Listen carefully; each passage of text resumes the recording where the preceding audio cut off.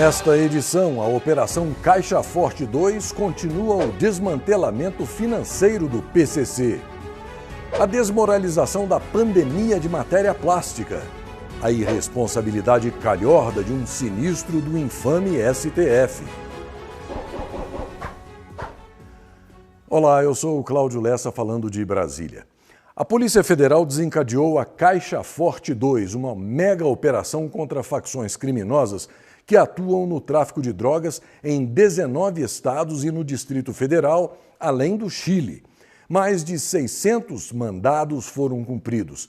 A Justiça bloqueou 252 milhões de reais de contas ligadas ao PCC, o primeiro comando da capital. De acordo com as investigações, 210 pessoas já detidas em presídios federais recebiam auxílio mensal por terem chegado a cargos de alto escalão dentro da facção criminosa ou por terem realizado missões como a execução de servidores públicos. Segundo a Polícia Federal, esta é a maior operação de bloqueio de contas bancárias ligadas ao PCC. Os pagamentos eram feitos por meio de contas de pessoas não vinculadas à facção para evitar o rastreamento por parte das autoridades. Só num endereço com mandado de prisão em Santos, no litoral paulista, foram apreendidos 2 milhões de reais e 730 mil dólares, ou seja, em torno de 4 milhões de reais. Os envolvidos podem responder pelos crimes de participação em organização criminosa, associação para o tráfico de drogas e lavagem de dinheiro. As penas combinadas podem chegar a 28 anos de prisão. A mentira em qualquer lugar não resiste por muito tempo. A pandemia de matéria plástica, empulhação inventada pela esquerdopatia militante para provocar o caos na economia mundial, especialmente nos países com governos conservadores, como é o caso agora do Brasil e dos Estados Unidos, está cada vez mais desmoralizada. Esta foto aí mostra a praia de Ipanema ontem, em todo o seu esplendor e glória. Vitamina D oferecida de graça pela luz solar para todo mundo, sem distinção de raça, credo, orientação sexual ou política. No Recreio dos Bandeirantes, o quadro era o mesmo. É muito bom ver que tudo volta ao normal, que as pessoas estão caindo na real e ignorando os safados e canalhas fantasiados de autoridades que só querem promover um controle social criminoso com objetivos que só Deus sabe quais são. Agora, perguntar não ofende. Alguém ainda tem alguma justificativa plausível para o fato de as escolas ainda não estarem abertas? E o comércio? Por que não está funcionando integralmente? Picaretagem pura dessas autoridades. Por falar no Rio de Janeiro, o desgovernador ladrão Wilson Witzel, o Estrume, apresentou silenciosamente no sábado um recurso chamado Pedido de Cassação de Liminar ao infame Supremo Tribunal Federal contra o afastamento dele do cargo. Ao que se informa, o sinistro Dias Mefistófoli irá apreciar o recurso a qualquer momento e, se for favorável, o Estrume reassume o cargo. Se a decisão for contrária, a fatura fica praticamente liquidada e ele segue para o afastamento definitivo por meio do impeachment. Notícias de bastidores dão conta de que Witzel queria comprar a Rádio Tupi com dinheiro das fraudes na área da saúde para propósitos eleitorais. A informação foi dada à PGR pelo ex-secretário de Saúde do Rio, Edmar Santos, em delação premiada. Witzel também teria tentado barganhar sobre a situação dele com o presidente Bolsonaro, mas foi ignorado. Witzel queria evitar que a PF envolvesse ele e a mulher nas investigações e, em troca, iria ajudar a arquivar processos contra o senador Flávio Bolsonaro no MP do Rio de Janeiro. Os contatos do Estrume não foram atendidos. Na verdade, Wilson Witzel nunca prestou. Ele batia no pica-pau. Os cariocas é que não o reconheceram depressa quando ele se tornou candidato a governador. Agora, com o Estrume afastado, o vice que assumiu também é alvo da investigação, assim como o presidente da Alerj, que substitui o vice caso ele seja afastado. Ou seja, fique ligado, porque a qualquer momento o telefone pode tocar na sua casa e você pode ser o escolhido para governar o Rio de Janeiro. O enrosco vivido pelo Rio de Janeiro, claro, tem o dedo sujo do infame Supremo Tribunal da Fraude, com os 11 urubus de toga. A situação insustentável das favelas cariocas, onde a polícia não pode entrar e nem sobrevoar de helicóptero, está se espalhando para outras regiões da cidade. O procurador de Justiça Marcelo Rocha Monteiro disse achar, abre aspas, assustador como o STF está sempre disposto a atender demandas dos bandidos, fecha aspas. Segundo o procurador, o tiroteio ocorrido entre facções no Morro de São Carlos, que durou 27 horas na semana passada, tem que ir para a conta do STF. Aliás, foi com base nesse caos que um policial do BOPE com 22 anos de serviço nas favelas gravou um desabafo. Ouça o que ele disse. Cara, vocês não têm noção do que é a realidade. Eu tô te falando. Eu faço isso há 22 anos. Você não sabe o que é ser oprimido dentro de uma comunidade. Tem morador de comunidade que dá graças a Deus quando a gente entra para operar. Entendeu? Se você tem uma filha gostosinha, bonitinha, você vai perder ela pro vagabundo. O cara vai levar a tua filha porque ela é bonita. Ele vai querer comer a sua filha. Ele oprime. Se ele cismar que você é X9, alguma coisa na polícia, ele vai tomar o seu barraco. Quantas vezes, cara, eu já vi isso na minha vida, eu já presenciei um morador de comunidade olhar para nossa patrulha e chegar a chorar emocionado porque a gente chegou num momento que estava crítico. Entendeu? Eu não vou postar aqui os vídeos que eu recebi essa semana. Que quando um grupo de traficantes do São Carlos foi tentar invadir o Morro do Prazeres, agora, há pouco tempo, já com essa ordem do STF, os caras foram cercados na Barão de Petrópolis, foram levados lá para cima, os vagabundos, que pegaram os outros vagabundos que eu tô falando.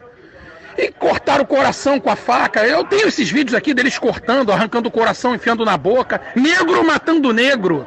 A moda agora, né, falar que os negros morrem. Um traficante arrancando o coração do outro e fazendo vídeo, botando, abrindo as tripas, entendeu? Você não tem ideia de como eu já cheguei, já entrei num barraco e já encontrei pessoas amarradas, prontas para morrer com gasolina jogada em cima. E a gente chegou na hora para salvar. E tu vê os parentes dessas pessoas chorando, vindo nos abraçar. Pô, vocês estão falando um monte de coisa que vocês não sabem, vocês não têm ideia das coisas que a gente vive, nós policiais. Principalmente eu, do BOPE, que trabalho dioturnamente há 22 anos em comunidade. Entendeu? Eu tenho parentes em comunidade. Eu tenho parentes que moram em comunidade. E é muito fácil alguém morrer de bala perdida e acusar a polícia. O policial, ele pega o número dele, o RG, ele anota no livro da reserva do armamento, ele pega lá, tem uma arma com um número, com o nome dele. Ele é um militar, ele tem a responsabilidade do Estado. O traficante distribui 50 fuzis lá em cima, cada um, ninguém sabe quem é quem que está com o que na mão. Existe uma guerra, um tiroteio. Eles lá não são identificados, eles não são uma tropa convencional, eles são narcoguerrilha. Entendeu? Aí é fácil acusar o Estado. Por quê? Porque nós temos aqui uma mídia toda de esquerda, socialista, comunista, entendeu? Um bando de viadinho aí, pela saco, que está dominando essas questões. E, porra, nunca vão apoiar a força do Estado, nunca, policial. Agora, lá na frente vocês não vão saber o que eu estou falando se houver uma guerra do proletariado aqui. Que não é proletário, é traficante, mas leva o nome de proletário. Entendeu? Essas apreensões que a PRF faz aí de toneladas de fuzis na Via Dutra, isso é toda hora tá entrando. Lá na frente o nego vai clamar pela volta da polícia. Eu agora, sabe o que eu estou fazendo? Já que eu estou proibido de operar, eu estou assistindo de camarote. Todo dia tá tendo guerra e tá morrendo gente inocente, não tá indo pra mídia. Porque a mídia esconde. Todo dia está tendo guerra de tráfico. Eu acabei de postar 2 vídeos aí, vocês estão vendo. Entendeu? Pô, vamos parar de hipocrisia, minha gente. O que acontece é que a decisão do infame STF que proíbe o uso de helicópteros nas favelas é ilegal, porque não existe lei que impeça isso. O helicóptero facilita a localização e a neutralização dos criminosos mais rapidamente, encurta a duração dos tiroteios e é por isso que a bandidagem teme o equipamento. Para o procurador Marcelo Rocha Monteiro, este é um assunto de governo. No Judiciário não há ninguém eleito para definir política de segurança. E no STF, ninguém entende do assunto. Por acaso algum sinistro já subiu num helicóptero para participar de alguma operação policial sobre as favelas cariocas para poder ter autoridade para falar alguma coisa sobre o tema? Enquanto isso, um narigudinho cretinoide animador de auditório da Globo Lixo sai dizendo por aí que cariocas e fluminenses precisam reagir, mas não com armas, mas com amor. Não é meigo? Esse pilantra morador de condomínio fechado, que não para nem em sinal de trânsito porque só anda de helicóptero e quando põe os pés no chão está cercadinho de seguranças armados, quer agora mostrar como ele é sensível. Coisa linda. É como disse alguém, no dia em que os seguranças desse cretinoide trocarem as pistolas automáticas deles por flores, a gente pode até pensar em levar as palavras dele a sério. É duro. Quanto mais a gente reza, mais assombração aparece. Em São Paulo, o desgovernador Joãozinho Tranca-Rua, o b****, fez o que pôde para destruir a economia e levar as pessoas, especialmente os pequenos comerciantes, à ruína. Pois bem, além de anunciar agora que a quarentena vai durar até a chegada de uma vacina, estendendo mais o caos econômico a um nível insustentável, agora o canalha anuncia um investimento recorde de 177 milhões de reais para o que ele chama de produções culturais. Um nome bonitinho que quer dizer futilidades. Boa parte desse dinheiro será gasto com videogames, filmes, séries e transmissões online de coisas que ninguém vai ver.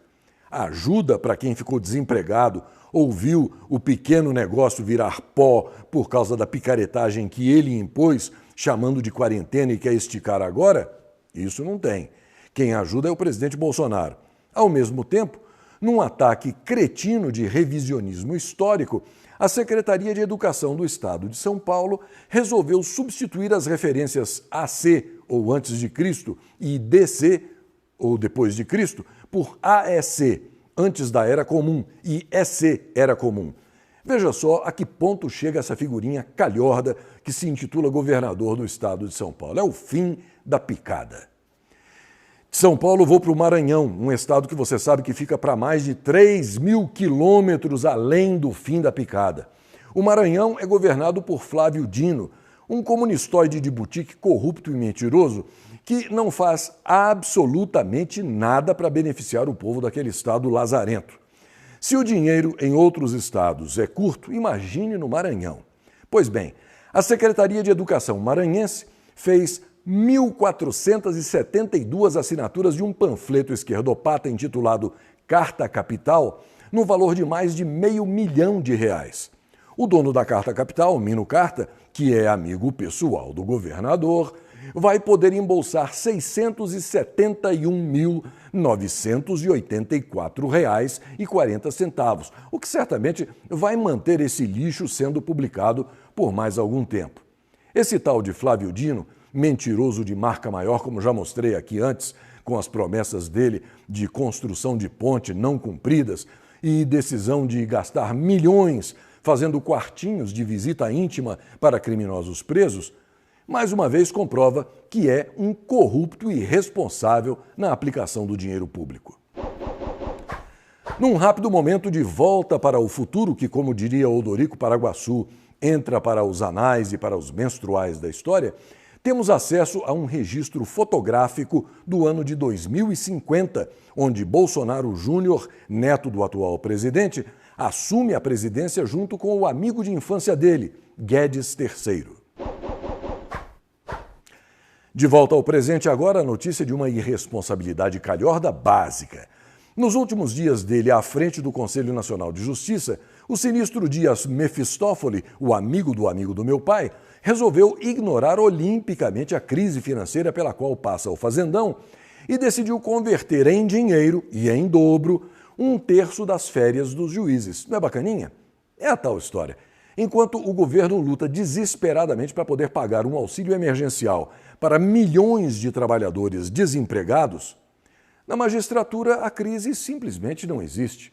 Mefistófele determinou que todos os tribunais regionais, federais e do trabalho garantam aos magistrados a, abre aspas, conversão em abono pecuniário, fecha aspas, de 1/3 das férias deles, de 60 dias, contado em dobro. Isso vai acabar gerando um montante de dinheiro astronômico, mas como não sai do bolso do amigo do meu pai, tudo bem então. Um grupo de 10 senadores, essa lista que você vê aí ao lado, entrou no infame STF com uma ação contra a possibilidade de o servidor público que preside o Senado, Davi Batoré Alcolumbre, se reeleger em fevereiro do ano que vem. Segundo os parlamentares, a Constituição veda a recondução aos cargos de presidentes do Senado e Câmara na mesma legislatura, como seria o caso agora para Batoré e Rodrigo Botafogo Maia. Uma simples mudança regimental não teria força legal para desautorizar o comando constitucional. Uma alteração dessa natureza teria que ser feita por meio de uma proposta de emenda constitucional, a ser aprovada nas duas casas e em 2 turnos.